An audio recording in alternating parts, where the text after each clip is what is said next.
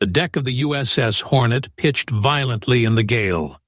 30-foot waves crashed over the bow, spraying freezing salt water onto the windshields of 16 B-25 bombers. It was a suicide trap. A runway that was too short, moving too fast, in the middle of a storm. The engines were already screaming at full power. The brakes were the only thing holding back 12 tons of metal and high-octane fuel. If you enjoy uncovering these lost moments of history with us, please take a quick second to subscribe. It helps us keep these stories alive. The flagman on the deck dropped his arm. The brakes released. The first bomber didn't just roll, it lunged. The end of the deck was rushing closer. There was no room for error. If the wheels didn't lift before the white line, the plane would drop into the churning ocean like a stone. The pilot pulled back on the stick. The landing gear cleared the waves by inches. They were airborne, but they were flying straight into a nightmare without enough fuel to come home. It was April 18th, 1942. The Pacific Ocean.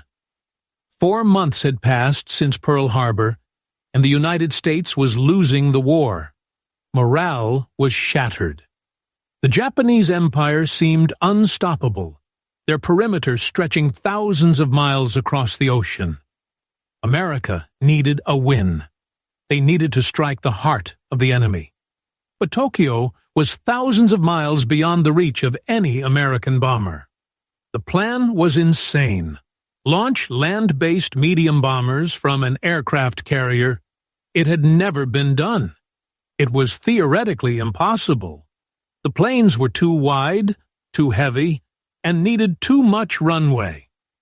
Lieutenant Colonel James "Jimmy" Doolittle sat in the cockpit of the lead plane. He looked out at the gray, angry water. He knew the math. He knew the odds. In his personal log, he noted the grim reality of the morning. The weather is getting worse. The ceiling is low. Visibility is poor. It is going to be a rough ride. The smell inside the cockpit was a mix of sweat, leather, and gasoline. The vibration of the twin Wright Cyclone engines rattled every tooth in his head. Doolittle watched the horizon. They were supposed to launch at night, 400 miles from Japan, but a Japanese patrol boat had spotted the task force. The element of surprise was gone. The intercom crackled. "Colonel, they've seen us. The siren is sounding. We go now." That decision changed everything. They were still 650 miles from the target, 200 miles further than planned. The math no longer worked. They had enough gas to drop the bombs, but not enough to reach safety in China. Doolittle throttled up. The Hornet swung into the wind. The ship dipped low into a trough, and as the bow rose on the swell, Doolittle gunned it. The B-25 clawed for altitude. The crew held their breath. They watched the whitecaps snap at the fuselage. They made it. One by one, 16 bombers defied physics and lifted off the deck. They formed a loose line, flying low, 50 feet above the water to stay under the radar. For hours, there was nothing but the monotonous drone of the engines and the endless gray ocean. The fatigue set in quickly. The pilots couldn't use their radios. Complete silence was the only armor they had. A diary entry from one of the pilots captured the isolation. "It feels like we are the last men on Earth. Just us and the water. If the engines quit now, nobody will ever know where we went down." Suddenly, the coast appeared. It wasn't the jagged cliffs of a fortress. It was green, peaceful. It was Japan. They roared over the beaches. Farmers in the fields looked up and waved, thinking these were their own planes. The star insignia on the wings flashed in the sun. Doolittle checked his map. They were heading straight for Tokyo. "Target distinct," the bombardier said. "Doors opening." "Steady." The anti-aircraft fire started. Black puffs of smoke blossomed around them. It wasn't heavy at first. The Japanese didn't believe it was happening. It was noon, a Saturday. The air raid sirens hadn't even sounded yet. The B-25s climbed to 1,200 feet. The bomb bay doors yawned open. Below them, the factories and military complexes of Tokyo sprawled out. This wasn't just a mission to destroy buildings. It was a mission to destroy the myth of invincibility. The first bomb dropped. Then the second. The plane jumped upward, relieved of the weight. Down below, the explosions ripped through the industrial district. Smoke billowed up, black and oily. "Flak is getting heavy! Get us out of here, on the deck, now!" Doolittle banked the plane sharply. He dove back down toward the rooftops, then the treetops, then the waves.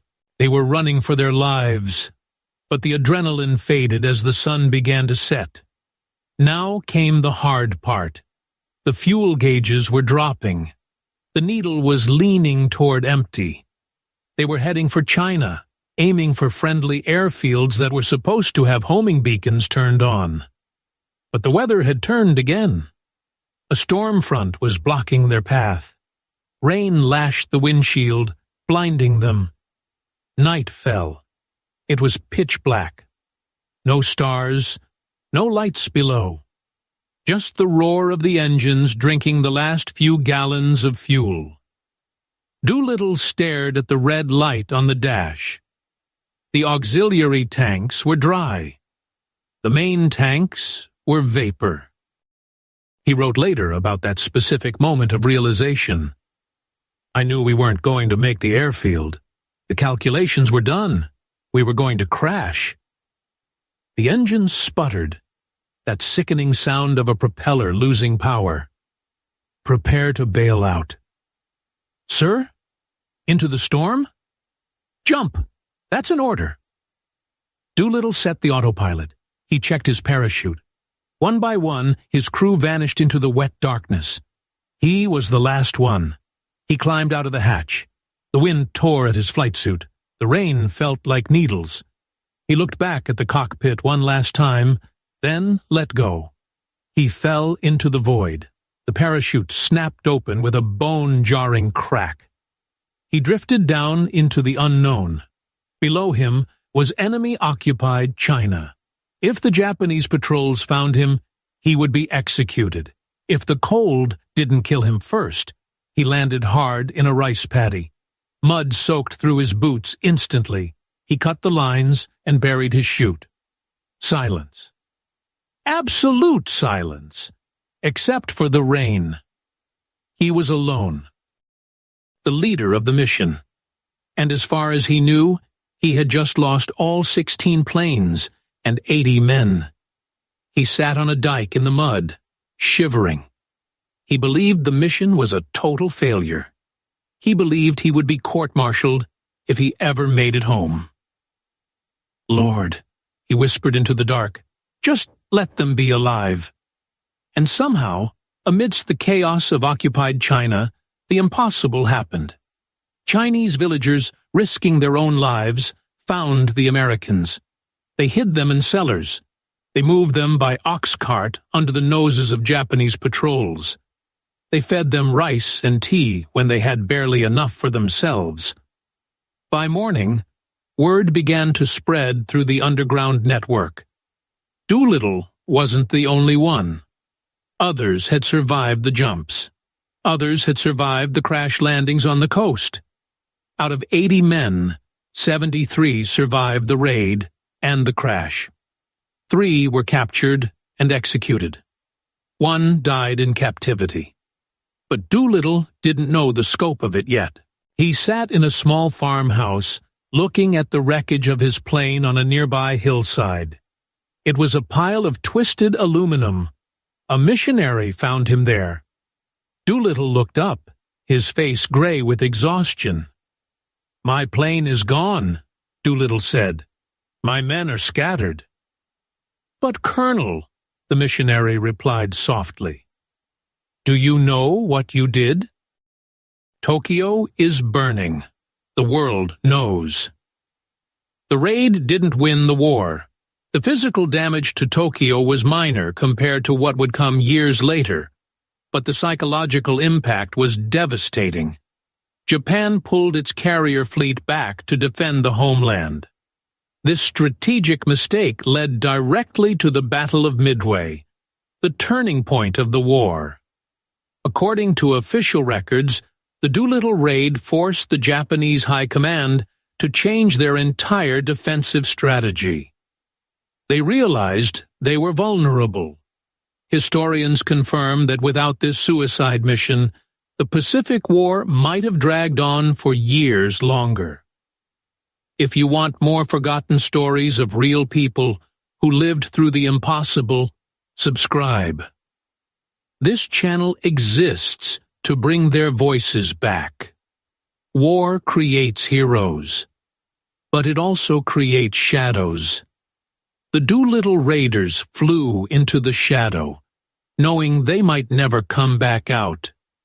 They went anyway,